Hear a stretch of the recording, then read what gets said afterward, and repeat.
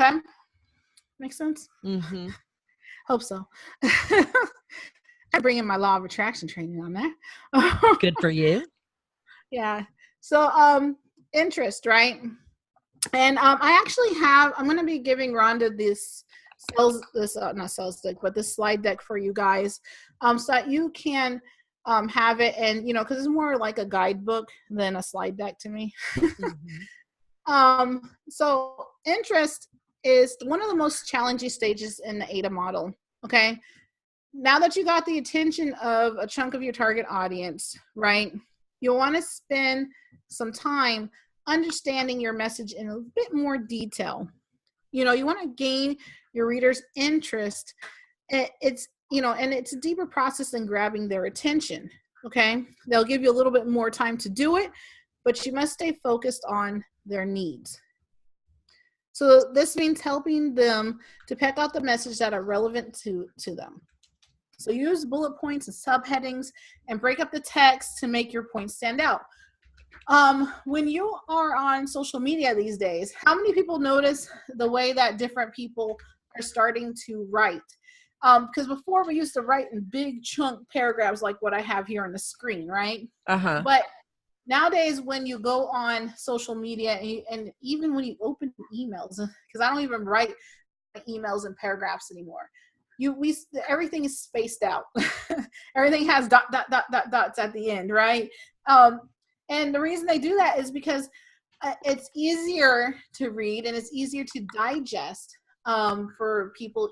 Different people can read it and they'll be able to understand it better.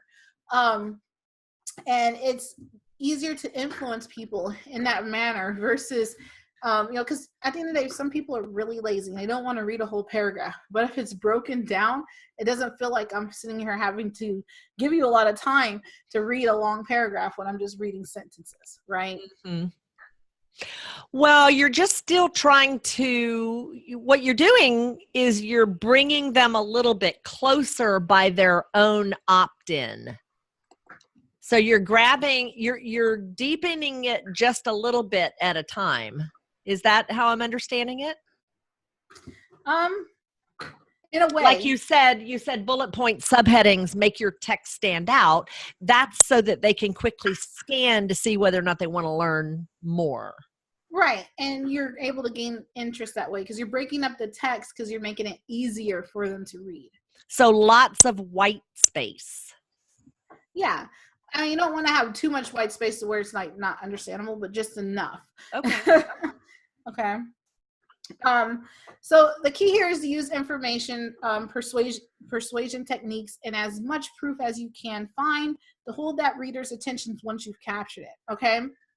And at the end of the day, you want to make sure you're writing content that educates and entertains, right, around their pressing problem. And, you want to educate, don't be scared to give people the answer at the end because a lot of people are still going to need you for the solution. And a lot of people are like, oh, well, I don't want to tell them answers. Like 9 times out of 10, they can go on Google and like find the answer themselves, right? But yes. If you present it in a way that is, written correctly and it educates and entertains them, you're still going to be a solution because they're not going to want to do it without you. Okay? I had a coach just as to add to this. I had a coach once and she said, you know what? I give everything I teach away in little bitty bite-sized pieces. She does videos, she does articles and so forth. And she said, you know why? Because people don't implement it without a guide. Yep. And so you really don't have to be afraid of sharing information that's relevant to them because they need you. Yep. Mm-hmm. And they're not gonna take action. That's the thing. People don't take action until they are at their wits' end or if they're really motivated, Yes. And they will make the change when the pain is great enough. Yep. When the pain is great enough. Mm-hmm. All right. So next one. AID, desire. What do they want? Yes. So this sometimes trips people up, all right? And there's a difference between interest and desire because people think interest and desire are the same thing. So they go hand in hand as you're building the reader's interest, because it's just another step, right? So you also need to help them understand what you're offering can help them in a real way. The main way of doing this is by appealing to their personal needs and wants. Okay, so here's an example. Our lunchtime seminar will teach you feedback skills. Very dull, and it doesn't explain what it says, right? You want to explain to the audience what's in it for them. And I want you guys to remember what you always want to answer that question somewhere in your sales copy. What's in it for them? Why should I come to your seminar? Why should I sit on your webinar? Why should I continue to read this? What am I going to benefit from this? Okay, that's what people want to know. So if you read the second option or list there, it says, get what you need from other people and save time and frustration by learning how to give them good feedback, right? So right there, they're hitting on their desire to save time and save frustration, right? And to get what they need, right? So you want to make sure you answer with what they're going to get by, being solution there. And you're not going to know unless you find out and do your research. Exactly. Yeah. Okay, great.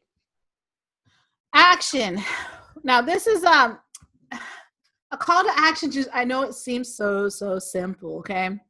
But a call to action is so critical and people always miss it. If you don't ask, you will not receive, right? That's right. And there are essential, I put on here call to actions, okay? CTAs. I should have put on there call to action. But strong CTAs are essential to your conversion rates. All right. They're effective in getting your prospects to the next step and to the next step and right up to the purchase. And the purchase is essential, right? So, well, yeah, that's what we all need. Right. Or we need a phone call, or we need something that takes it from a lead into another conversation. Exactly. So that's where you got to bring that call to action. So here are some things to try out and, some strategies to see if they work with your email campaign. Okay. So 1, use anchor text CTAs. All right. Okay, what does that mean? Help. Anchor text CTAs are basically the texts that are in blue. Like when you go through an email, you see that there's different blue links are embedded into it. That's anchor text. So they can click on different words. Now, those help because, like it says here, it leads to 121% increase in conversion rates, according to HubSpot. Okay. So you're saying make sure you use your hyperlinks? Is that what Yes. you mean by anchor text? Okay. Yes. So anchor text, y'all, I'm your interpreter. Anchor text equals hyperlinks. And if you don't know how to do that in an email, let me know and I'll show you how. Perfect. Okay. Next, you want to design email CTAs as a button. So after switching to, e-switch led to a 45% increase in clicks by putting in a button. And and even with landing pages and different deals, if you want to try different colors to see what works, you'll see that some companies are seeing better results than orange or red or blue or whatever. So test that out. Make sure that it does go along with your branding, your personal branding, but you want to test out different buttons to see how they work.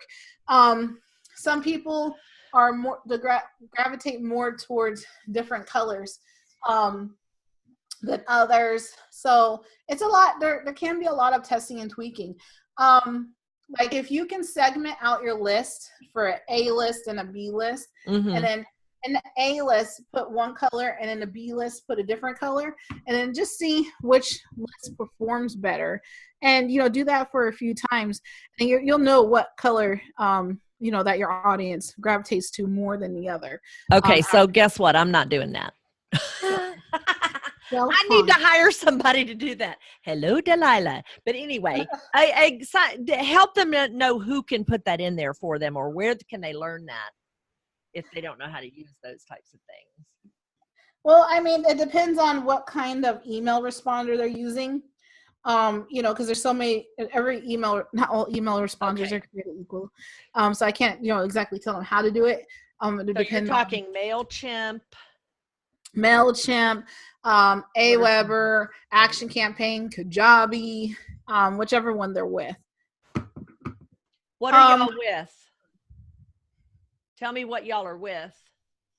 What do you call those? Email automation. What email automation are y'all using right now? Email automation software. Okay. Email automation are you using now? Okay, so first of all, you don't have to have email automation, Laura, just so you know. You can, you can do the same thing, even if you send out a blind carbon copy through your Gmail or whatever. So, but if y'all, if you want to move to the next level, you need something that's collecting emails, and that's what MailChimp and some of those things are available for you. MailChimp, I don't know. There was one Joe Self recommended yesterday, and I can't remember the name of it. But anyway. Yeah, everybody has their own favorites. Mm-hmm. For me, I deal with Kajabi or I deal with MailChimp. Because with MailChimp, you don't have like all the fees that occurred with like the other ones. Right. Like Active Campaign and all those different ones, they're going to charge you at the rear end for just to send out an email, so it's but understand what why you would use a service like that. It's because you've got a network and you're offering things like digital training and so forth and it's running without you.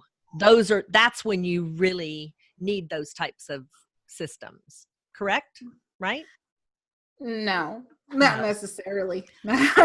Okay, tell me the truth on that. No, y'all heard she told me no. Go. No, I mean that's just a MailChimp is fully capable of sending out and automating as any other autoresponder. I'm going to come to MailChimp's aid here. Okay. And without having to spend a crap ton of money. And they continue to build and make their services better every year. They do. I, for one, a lot of my clients, they can't afford all that different stuff when they're first getting started. So MailChimp is a great option, and it automates just like anything else. It's just a matter of the user understanding how to use it, Right. Mm-hmm. And not all, like I said, not all email autoresponders and any software that you use for your email automation or your marketing automation is created equal. Everybody has their different favorites. So we can get into that all day. Yeah. But yeah. All right. So the last one here, use one strong call to action. It can increase your conversion significantly. Don't think that your emails need to be pretty. They don't.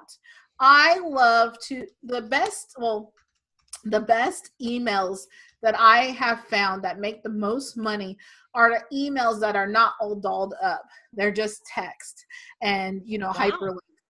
And they're very simple. They don't have a bunch going on in them. And I found that those emails get the best response. So don't think that you have to go in there and create like the super elaborate, beautiful email and spend a lot of time on it like that, because you don't. All you need is this ADA text and a great call to action, and make sure you have your hyperlink in there and you're good to rock, Okay. Great. To give me an example of one strong call to action. Well, my favorite call to action that I like to use is if I'm doing I like to bundle up services for people and do a marketing campaign around like that one bundle of e-courses or services, right? So I'll put on there, go ahead, take action today because tomorrow it won't be there. So go ahead and go to the website and download now. You can do learn more, just whatever action you want them to take. Visit the website. God, there's so many different call to actions. Call me now. For a coach. Schedule. Yeah. So many different ones that you can use. Okay. But it Got really it. depends on what you're doing with the email. Yeah. And it goes back to, if you don't ask it, you're not getting it. Exactly. Okay. Got it. All right. So another thing you want to do in your emails is maximize your customer testimonials. All right. Mm. Now, people are fickle. They're a fickle bunch. And they don't typically want to test you out without knowing that someone like them has already checked you out and were happy with their experience. How many times have you gone to somebody's website and you're looking for reviews, or you've gone on Google and to Google somebody just to make sure that they were real and looking for other people? Reviews, yeah, whether you think that they're important or not, reviews are beyond important in your business. Okay. I make a lot of decisions based on reviews of other people. Like, for example, um, trying to think about how I could put this for coaches, right? Yeah. As far as reviews go. But when I'm looking at people's pages, I'm looking for, somebody who's like me. And before I give somebody a bunch of money, I'm looking to see what their experience was. And, sometimes I might even reach out to that person to see if they're real, and to see, talk to them personally and get their, opinion on it. Mm-hmm. So you want to make sure you add your testimonials and reviews strategically.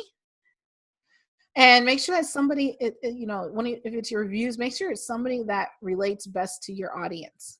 Okay. Like, it has to be like, if your audience is a woman between the ages of 45 and 50, make sure that picture or whoever that review is from somebody within that range. You know what I mean? Right.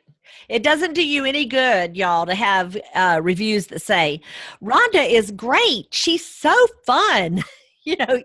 You have to have reviews that tell what they've done for you, or why, why they did hire you and what the result was. That's what people are looking for. Think about when you go to Amazon.com and you're reviewing a product. All of the reviews are right there. And if you see something that's under 3.5 reviews, you're probably not going to buy it. And right. It's a psychological imprint. Right. How many times have you looked at reviews and not made a purchase based on reviews? Mm-hmm. It's severely important.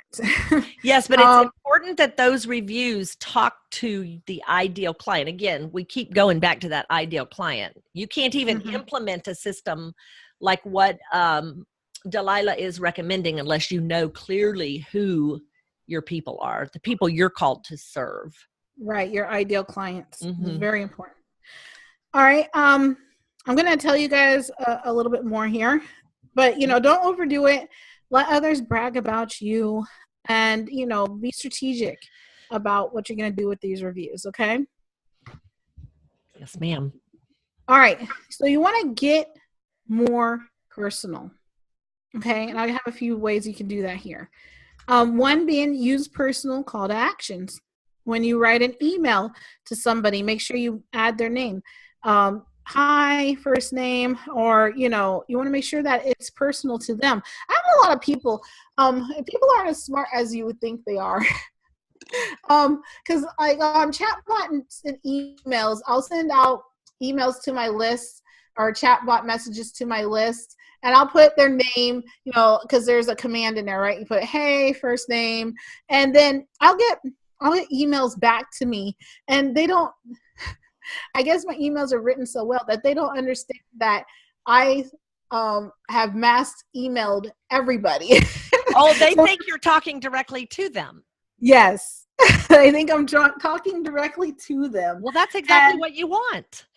Yes, exactly. But they'll ask you the craziest stuff. They'll come back and like, that I sent this to everybody, right? Like this, I know you related so well to this, but I sent this to a lot of people.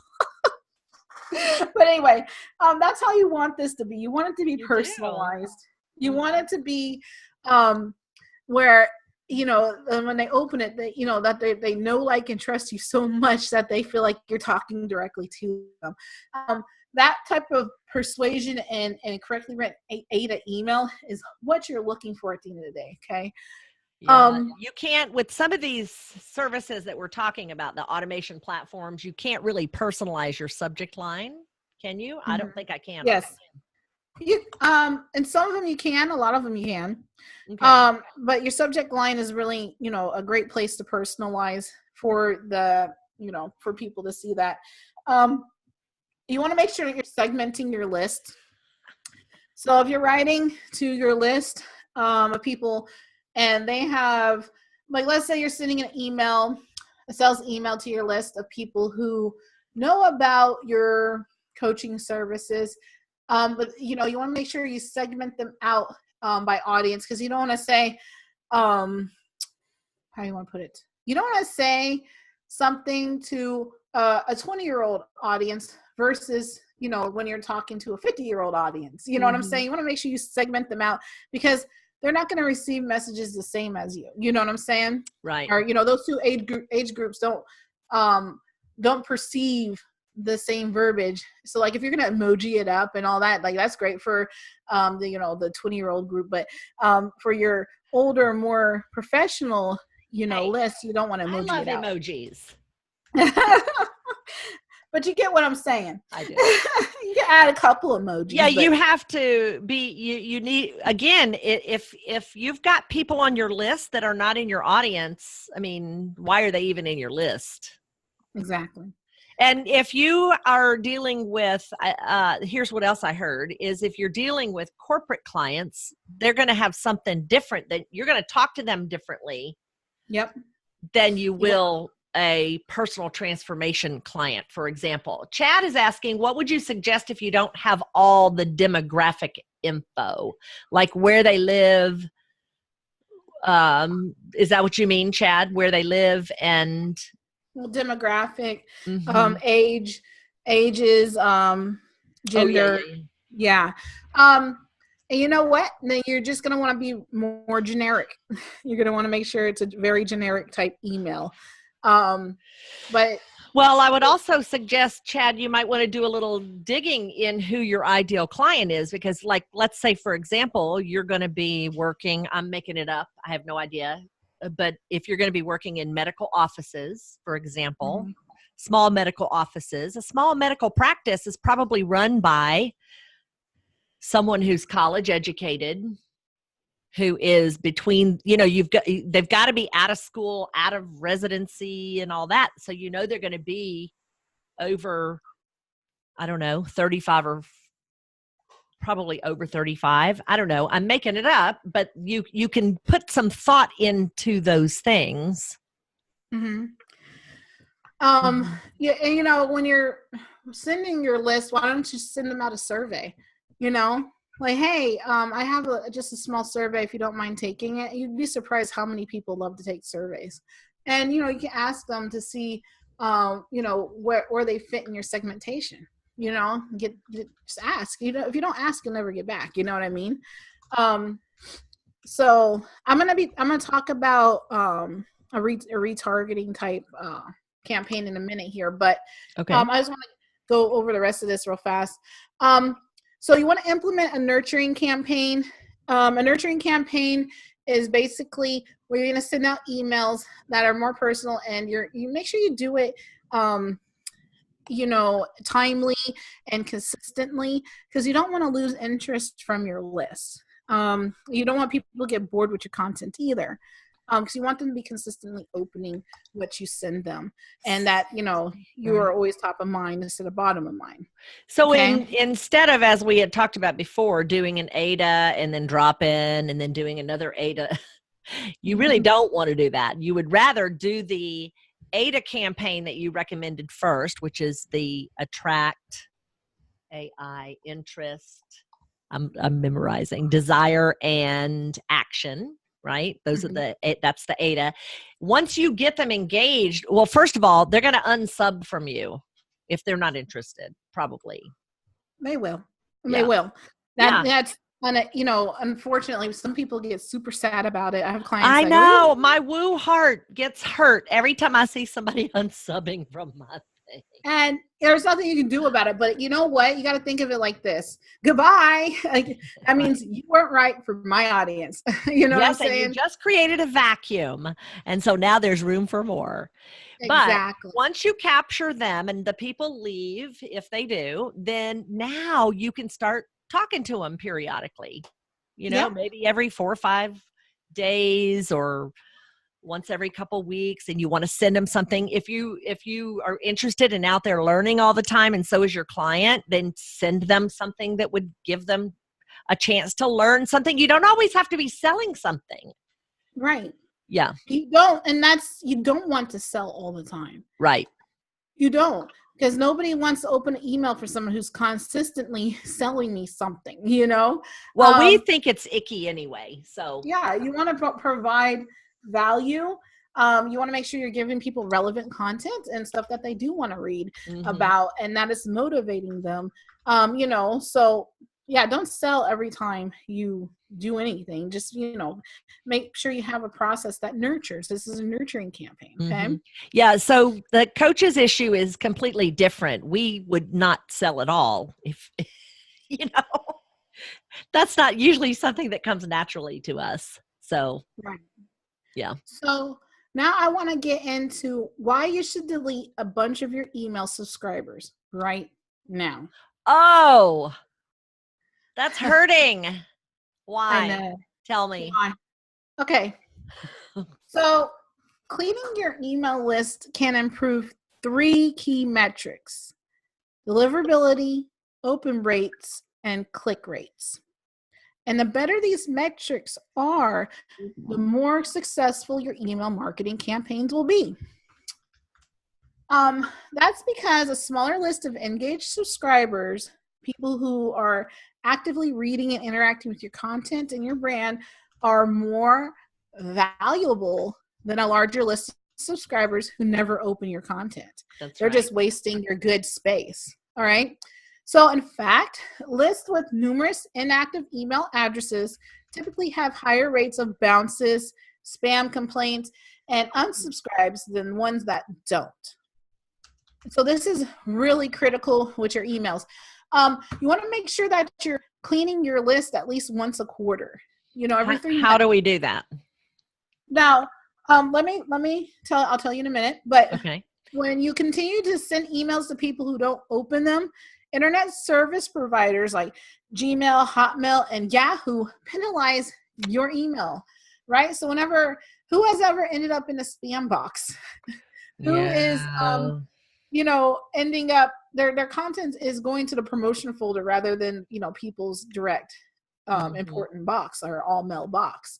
And you don't want that to happen with content that you're sending people. You don't want your deliverability to increase, because you want people who actually want to read your content. So I like to do it this way. Any of your email automations will tell you who's clicked, who's open, who's did not open, and I'll give you that feedback or that data back, right? And you want to go through, and if they haven't opened your content, let's say in the last 90 days, because I said quarter, right? They haven't opened your content in the last 90 days, go ahead and scrub them from that email list and put them onto another. But before you scrub them out, what I would say you do is, I got to tell you the next slide. I'll come back to this one. Try a re-engagement campaign to win back your inactive subscribers first. And that's the ADA, right?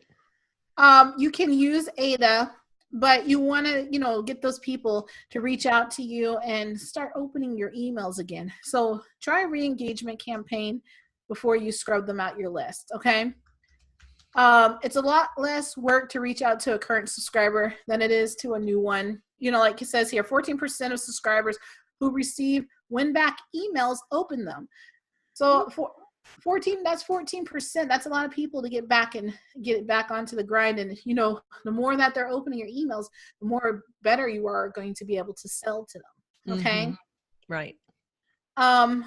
So wow, and then that number jumps to 45% with the next message you send them. yes, yes. Okay. That's why it's super important to make it into a campaign, and send at least 2 to 3 emails before you scrub them out your list.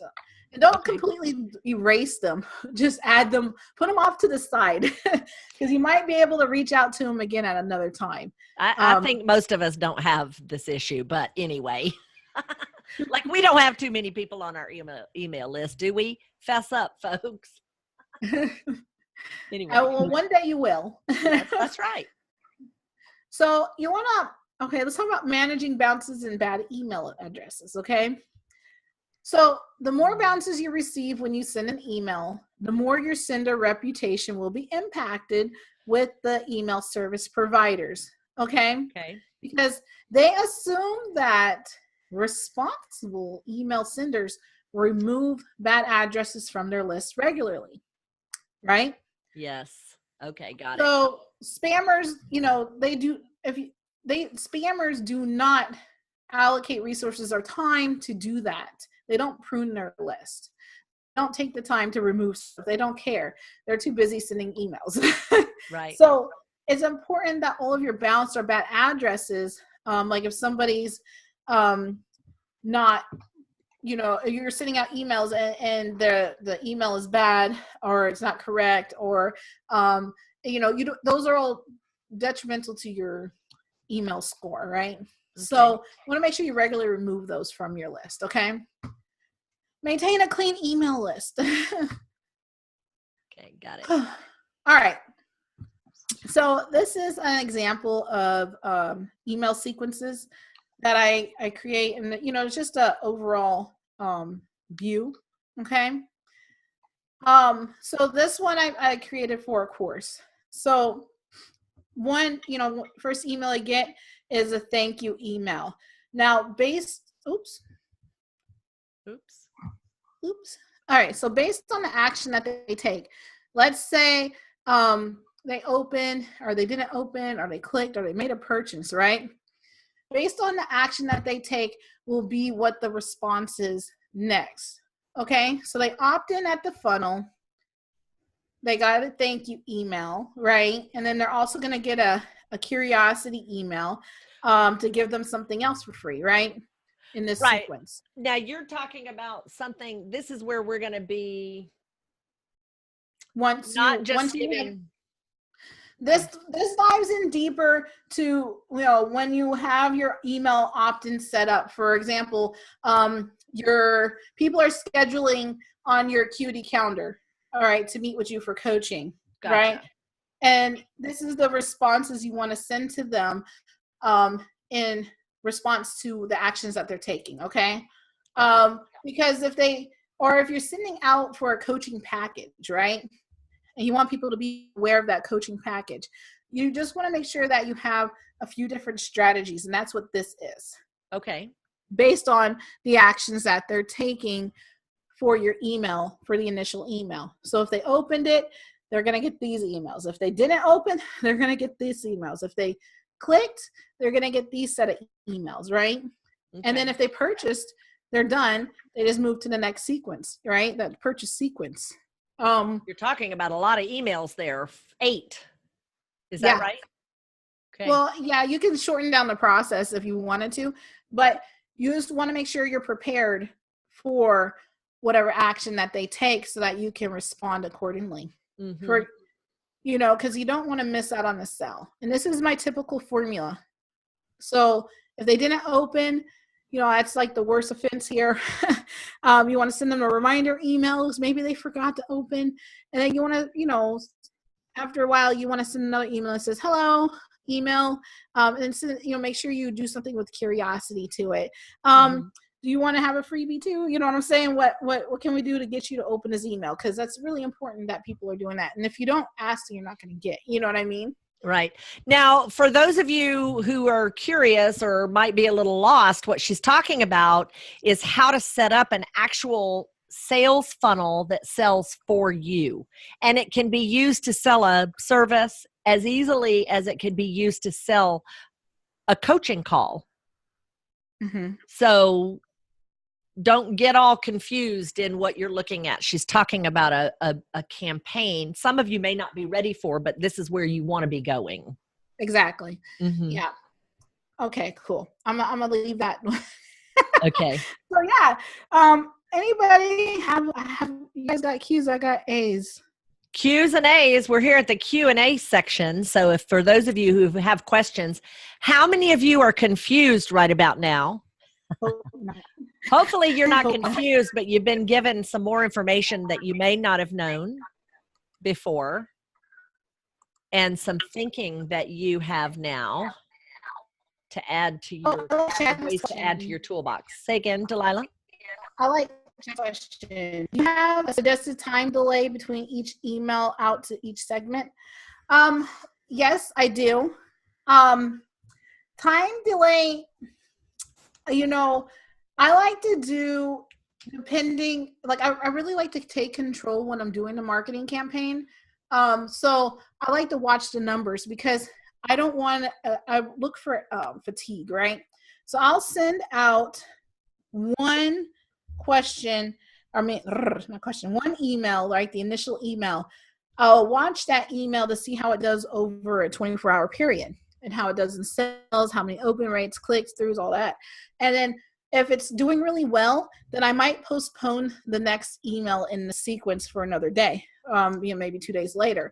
But you can do your emails like every day if it's in a campaign. And I would suggest you at least engage your list once a week.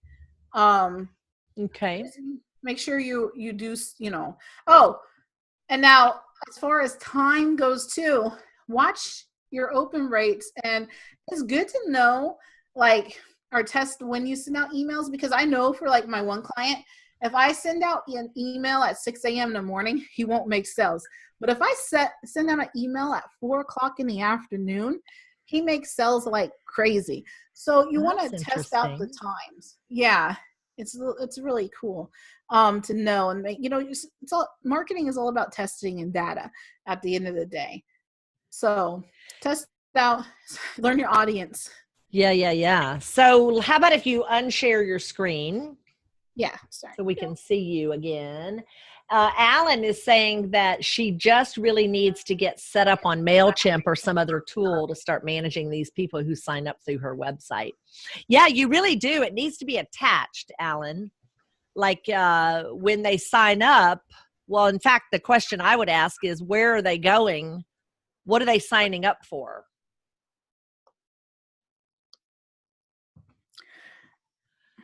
Sample emails to display. Do you have sample emails or anything like that? I mean, Chad, the issue is that they have to be so customized to your audience.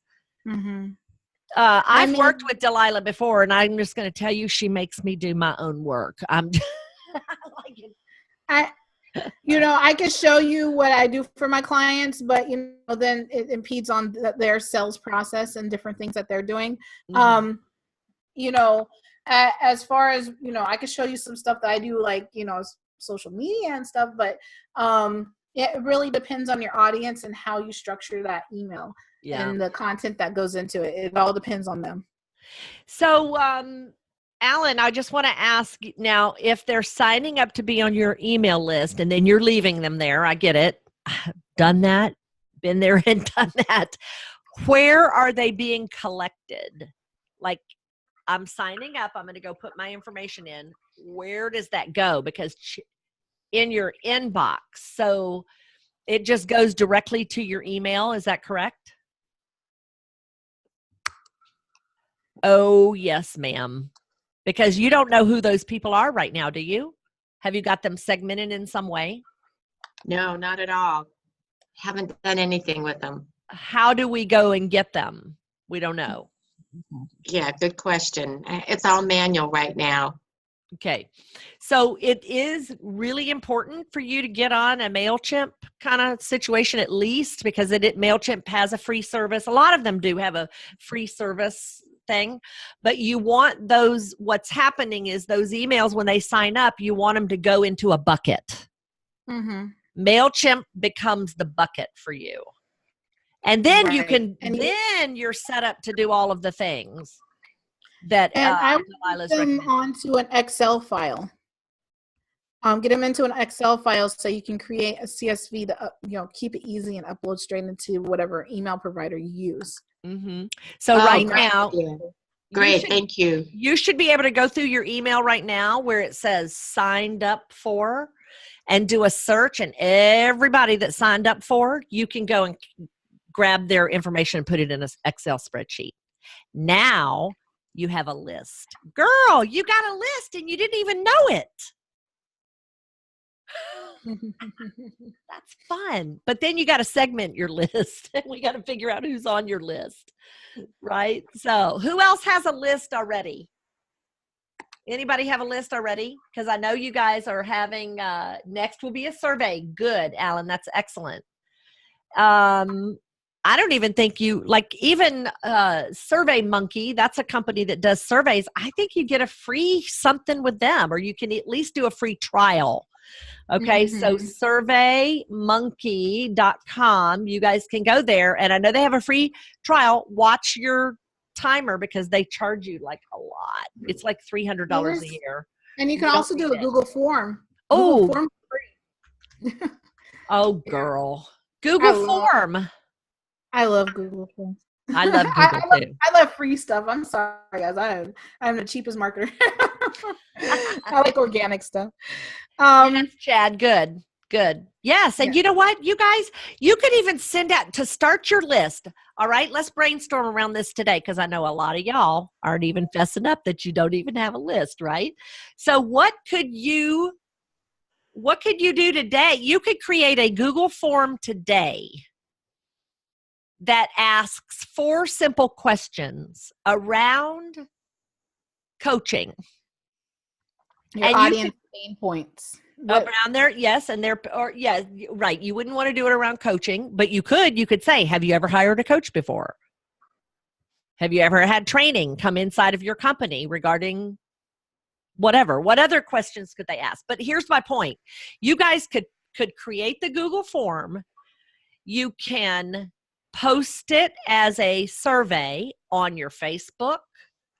Oh, yes. Do you know your new unique talents? You could do something like that. I want to get everybody into action on this because I think it's that important, Delilah. So go create your Google form, post it on your LinkedIn, on your Facebook to see if anybody responds. And now you have the start of your email, of your email list. You at least have it started. You can upload the information into an Excel spreadsheet. So now you have a list of emails tied to a name. And here's the other thing, though, Delilah. I would say keep your be careful how much information that you ask of them personally to answer your survey. So you don't want to be asking them a lot of details about their name, age, rank, and serial number. Yeah, you don't want to keep it too long. Because people want to just do something. If they're going to help you, they just want to take like a couple minutes to help you. They don't want to take 20 minutes to help you. So just keep it super short and simple. You may just ask for name and email address. Like I said, if you guys really want to survey a good group of people, go and find an audience, like a Facebook group or a Quora or somewhere where you can go in there and you can ask questions to that target audience that that you believe is your ideal audience. And, find those pain points. Just ask them, like, what are you struggling with right now? And, what would you need coaching with? So on and so forth. And just ask them those questions and, grab that data, research that data. You know what I mean? Mm-hmm. It's really important. Your data is everything. It is. Okay, I hope you guys are motivated to go out and start collecting the information, start nurturing. Even if you don't have a list, you can start emailing according to the ADA process that Delilah has created. Look at here. Alan says she has gotten her action items. So good deal. Yeah, we do want to get you guys active, growing your business and doing some of the things you need to do. And absolutely reach out to Delilah Cordova. I have worked with her for, 18 months, I think. And Yeah, so you're delightful to work with. I love it. So, and we will get the slides out to you guys, or not the slides, but the repeat of this. And so I hate to tell everybody, but I did not tape the first 15 minutes. I didn't. I have the slides available though, that if they really want, I'll send them to you, Rhonda, so you can email them. Yes. You can email okay, good.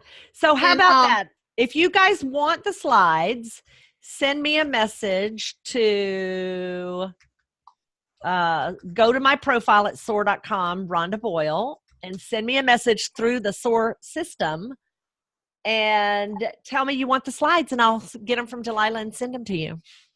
Beautiful. How about that? And then you guys, action. Y'all forget, I got freebies. I always got freebies. Freebies? What? What you got free? There's a lot. If you guys want to go to my website, or you can go to connect.delilahcordova.com. Okay. But if you go to my website, marketingincharlotte.com, there's going to be 4 freebies right on my website. You know, one's for social media post ideas, one's for blog post, how to repurpose your blog in 21 different ways. I have one for a speaker's one sheet, and then there's one more. I can't think of it right now, but there's 4 of them there. So go ahead. Well, I need to have you come on and talk about each one of those in an upcoming training, please. Anyway, you guys, thank you so much for joining us. Any other questions? We've been over an hour, and so Delilah, I'm so grateful for the time that you pour into us, and I'm so happy you are a strengths nerd, bona fide. I shouted out your amazing talents at the beginning, and I'm just grateful for all that you do. You're just brilliant at what you do, and I'm grateful. Thank you. Yes, yes. Thanks, everybody. And if you would like more information about SOAR and what we can do for you, you can go to a page I have, which is soar.rhondaboyle.com, and you can actually schedule an appointment with me. Happy to help you. I hope that link works. Sometimes I have to put the HTTPS before it, and I don't understand why. That's a techie blah, blah thing. Anyway, thanks for joining us, and the recording will be out, what I have of it, within 48 hours. Thanks for joining us, everybody. Bye. Later.